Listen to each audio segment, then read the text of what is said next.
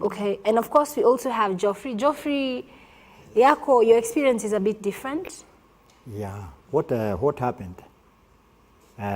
Miaka yangu ile nilikuwa tangu kuzaliwa sija kuwa na hatia zozote ama hatia nilifanya, lakini siku ile niliretire from Kenya Railways as a technician, so I had to go home. I bought a car. That person aliona ya kwamba niko na pesa na nafanya mambo mazuri kwangu nyumbani, and by that time he had to come close to my wife. This person was your friend? He was my friend. Naye my wife akafisua ile siri nilikuwa naye ya kipesa kwa bank, kwa sababu nilikuwa na bank bill. Sasa huyo mwanaume yeye akaingilia pande ya mwanamke so that he can get that money from the bank. Akuibie sasa? Yeah, because it was a joint account. How long had you been married to your wife by then? I married when I was 24 years. So you were together for how long? From 25 years to, that is 56 years. 56 years? 56. By that time when now you found yourself in that situation. The man came to my wife, na my wife akafishua ile pesa niko naye kwa bank, na wakaenda wakaitoa. Wakatoa pesa ngapi sasa hiyo? It about 60,000. Sasa ile nilijua, sasa nikaenda kwa police station, nikaripoti that matter. The police wakanipa barua, nikapeleka kwa chief, na tukaita kwa chief, na akakanywa na akaondoka. Sasa ile nilikuwa nakwenda nyumbani, alikuwa amejifisha kwa kichaka. Yeye alikuwa tayari na kisu. Na nikaambia Mungu, if at all this man is going to kill me, God kill him before he kill me. Na nikaamini hiyo. Sasa ile alikuwa nataka kunitunga kishu hapa, nikamchapa ngumi moja, hiyo mtu nikafunja mbavu moja pande hii. Paka nikaangusha chini. By that time nilikuwa mtu iko na nguvu. Nikamwangusha chini, akakongwa pande, akafa. Na mlikuwa mtu ni rika moja na yeye ama alikuwa mdogo wako? No, he was very young. He was born in 1964. Nikaenda straight to the police station. Kushtaki sasa? Kushtaki that. Kufika huko, kawekwa ndani. Kawekwa ndani. And by that time, nikaendelea tu na kupelekwa jela for 4 years. Na sasa ile nilienda kukesi, judge mwenyewe akaniambia sema ile ufanye. I talked the real thing. You are remorseful? Yeah. Because you didn't mean to kill him? Yeah. Judge akakuachilia? Sasa judge mwenyewe akuuliza, ile kishu ilipelekwa government chemistry, iletwe hapa. Ikaletwa, ikaonekana hakuna damu ilikuwa. Zile nguo nilikuwa nazo, zikaletwa hapo, zikaonekana hakuna damu. So, judge mwenyewe akarule that case. He was defending himself. And if he could not defend himself, he could be tapped with that knife. Wewe ndio ungekuwa umekufa sasa. Yeah. Judge akasema, you are right to go home without being jailed. Sasa hapo ukiachiliwa. Yeah. So I served in prison 4 good years, and I came out from prison bila kufungwa. Some very inspiring stories here in studio, just to show you that even through your darkest time, there's always light at the end of the tunnel. And of course, these are stories of redemption. Remember that you can join the conversation via the hashtag #RealTalkWithTemima. Let me know what your comments, views, and feedback are. If you want to reach out to any of the guests that we have on the show tonight. Now, I want to introduce some more guests, and also I have experts with me in studio. But before that, we'll be taking a very quick break. When we come back, still more to come here on Real Talk.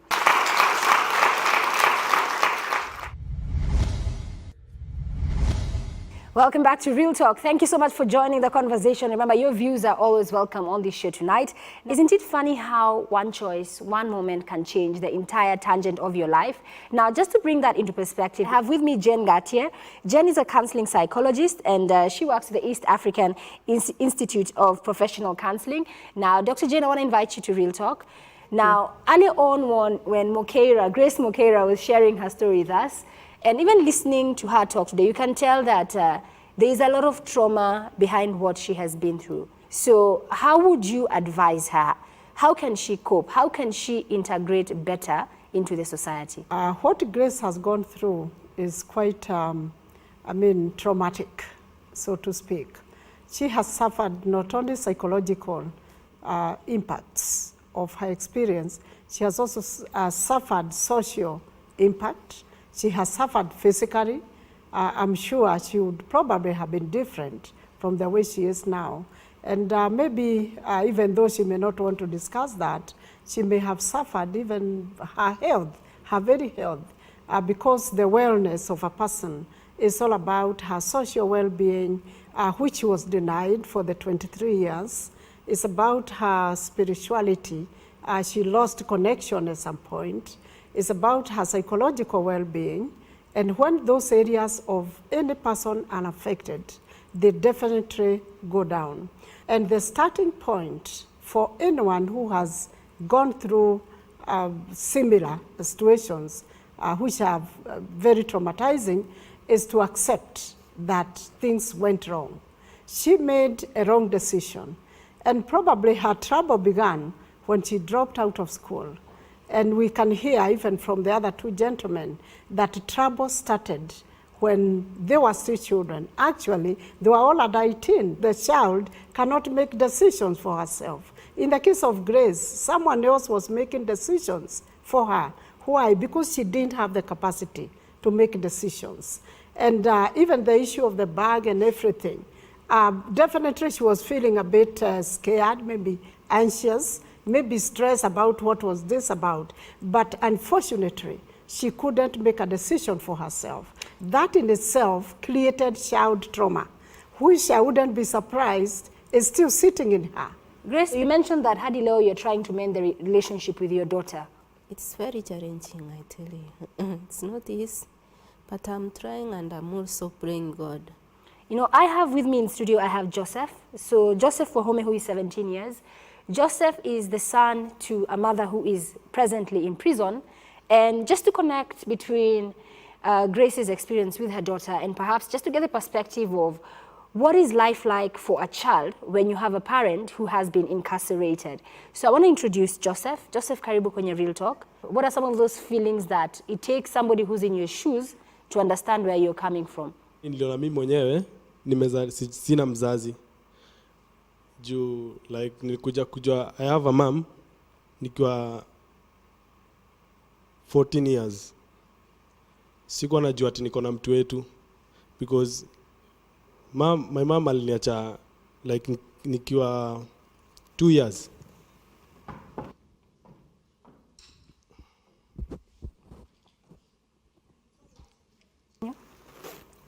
When aliniacha mimi nilipelekwa children's home. So nikiwa children's home nilikuwa mtu ako na hasira sana. Kuna zile games mnasema saa 10 tunaenda kupigana na huyo. So mimi walikuwa wanajuanga. Haikuwa ati ni mchezo, tukienda kupigana ninakupiga na kuacha huko alipoa. So director alikuwa anajuanga mimi ni mtoto mbaya. Hiyo children's home watu wanakuja kutembelewa. Mimi yangu sijaiona mzazi ama hata mtu mwenye anaweza sema huyu ni wetu. Mimi hadi ile figure yetu ati ni kwetu kulikuwa hivi singewahi jua. Mimi nilikuwa najuanga tu kitu moja, mamangu alikuwa na salon. Kama tuko na kile children's home ilikuwa na borehole. So most of nilikuwa na kajile borehole na tamalisa ingine kujirusha. Kwa sababu niko na shinango na kaya. If I ask you today, do you have a relationship with your mom? Mimi mwambie kweli. You visit her? Yeah, sijazoea kuita mtu mom. Hadi sengine naendanga na muita auntie. So sometimes me accept the reality. Kwa sababu nikuja kukubali no matter what, she's still my mom. Okay. Yeah. Maybe I just want to bring back Jane into this discussion because you can see that Grace is very emotional. Because hearing him talk must clearly bring back a very vivid picture of her own child. So what advice would you give to her as a mother? And also to him as a child who's still in that situation? Because at least for Grace, yeah, at least for you, you're out. Sindio? Grace has been triggered by the sharing of Joseph here. Because this is very moving, even for us who are not in prison. I mean, it's human. And so now what should happen, even for Joseph, there need to be serious reconciliation because they lost social contact. Joseph has no relationship with her mother because he didn't grow up with the mother. The mother didn't have that emotional connection. So it is only human to say they have never lived together. Grace lost contact with her daughter. Most likely, the same way she feels, the same way Joseph feels, is what his mother feels, is what her daughter feels. And therefore, there is a solution. All is not lost, but they need to be reconciled professionally. A professional needs to come in because there's a lot of guilt that all of them are experiencing, and that guilt must be dealt with. There is forgiveness that is needed. Humanly speaking, they need to forgive one another, and they have to accept that that was the reality. This is a new start, and life must go on because they have reached at a point where they can build bridges. Absolutely. Bridges were broken. They must be built again. And speaking of building bridges, because you mentioned that they need help. So I want to introduce Peter Ndegwa.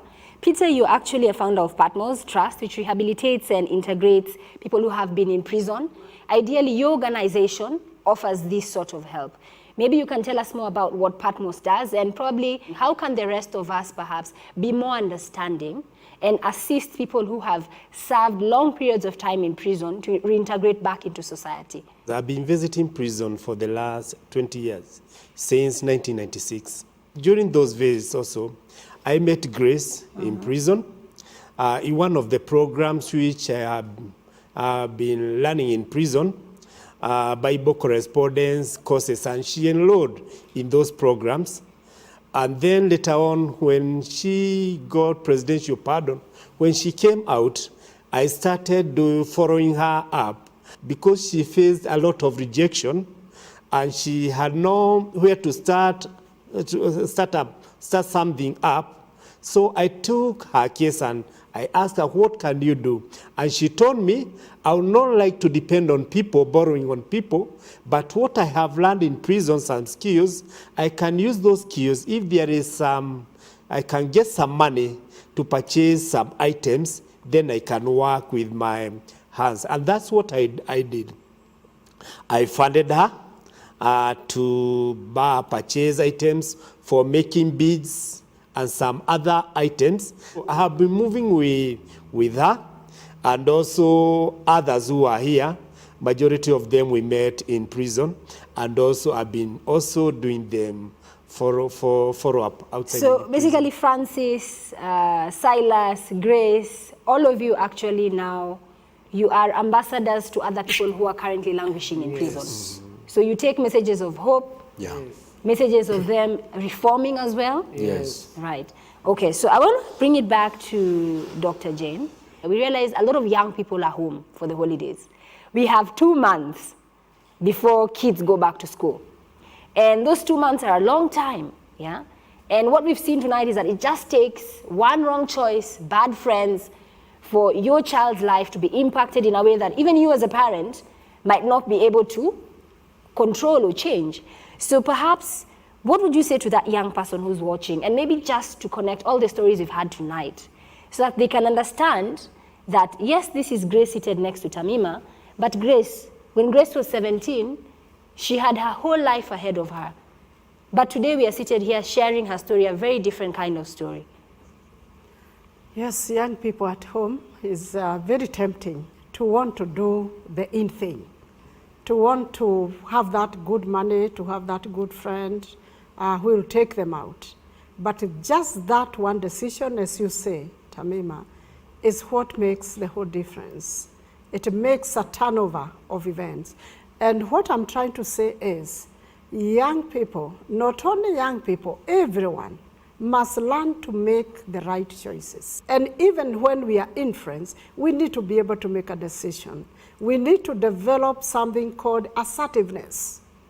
If only one of them said no to whatever was happening around them, that would have made the whole difference. But they said yes, and said yes to the wrong thing.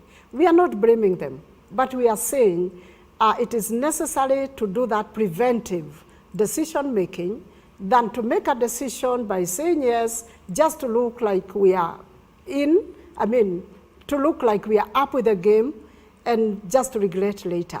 Because being able to say no to what we truly know that it is not right is necessary. Just fleeing from that environment. I think, Fanny, as we wind up, I want to introduce Francis. So Francis, you are also somebody who's served time. Mimi nashukuru Mungu kwamba leo amenitoa na amenifikisha. Jambo la kwanza, naitwa Francis Odhiambo Adiedo, nikiwa mtumishi wa Mungu. Kuna wakati nilikuwa gerezani. Hiyo nikihesabu mwaka wa 2009 hadi 2010. Nikiwa nimeshikiwa na robbery with violence. Na ni makosa yenye sikutenda. Na naona Mungu ndiye alinituma mahali pale ili niende nirekebike. Kwa sababu hapo awali nilikuwa muuzaji bangi, nilikuwa nachemsha chang'aa. Na hizo vitu, madawa za miadarati nilikuwa nazitumia vibaya. Tulikuwa watu 5 tumeshika mwizi ameiba kwa M-Pesa. Sasa mwenye M-Pesa alienda katuambia naenda kubadilisha hii kesi. Na ikakuwa imebadilishwa kwa sababu ya 1,100 ndio sisi tutupwe ndani. Na huwa ninashukuru Mungu, ama nashukuru huyo mwenye alienda kutusingizia, kwa sababu licha ya kutoa hiyo 1,100 alikuwa anaona naenda kuhukumiwa, kumbe hakujua ananilipia gharama ya kuenda kumtambua Mungu mahala pale gerezani. So what advice would you give to young people? Penye tuko saizi, tuko na ushawishi mingi, na kila siku huwa nawahubiria nikisema shetani huwa amependa kutumia youth sana. Hakuji kutumia wale wenye wameshakuwa wazee sana, anakuja kutumia youth sana sana. Anaingia kwa njia ya fedha, anaingia kwa njia hizo madawa za kulevya. Vile vile mimi nilikuwa naitumia. Kesi ya robbery with violence sio kesi tu ya kwenda kuiba mayai na kurudi, sio kesi tu ya kwenda kupiga mtu ngumi ama assault. Ni kesi ukipatikana na hatia, wewe hukumu yako ni kinyongo. Na tazama penye Mungu alinitoa mpaka penye amenifikisha. Ni watu wamekuwa kutoka gerezani, wakikuja wananipigia simu nikiwa na nafasi kazini, na muingiza mala pale kazini. Hii ndio uhusiano mwema yenye tunataka tufanye sisi kama ma-ex. Tulikuwa tunaitwa ma-ex, lakini sasa sisi kama watumishi wa Mungu wa kutambulika, si wa kuenda mala fulani, bali wenye wameitwa na Mwenyezi Mungu, twende tufanye hilo kazi. Children's home huwa tunatembea, napeleka manguo, napeleka vyakula mala pale hivyo, kwa sababu Mungu tayari ameshanipatia kibali mala pale kazini, ambapo nikitaka kwenda naenda kuambia wakubwa, unga napatiwa, tissues napatiwa, masabuni napatiwa, napeleka kwa children's home. Hiyo ndio ombi kubwa lenye nilishukuru nayo Mungu, kwa sababu kama ningalikuwa bado ningali mlevi mala pale, singelijua chochote kuhusu hayo. Lakini nashukuru Mungu kwa sababu nilipita kwa gereza kwanza, Mungu akanielekeza, akanifunza jinsi ninavyostahili kufanya, ndiposa akaniweka mala hapa saizi, na akakuja kanipatanisha na mtumishi Pastor Ndegwa. Mpaka saizi nashukuru Mungu kwa sababu ya ukuu wake. And I really hope that you have been inspired by the stories that we have had today. If you want to reach out to us on this topic, please do so via the hashtag #RealTalkWithTemima. And remember that your views, your comments are always welcome on this platform. This is a platform where we hope to empower you, hope to inspire you with real stories from real people. Well, that's it from me, Temima, tonight. See you again tomorrow here on Real Talk.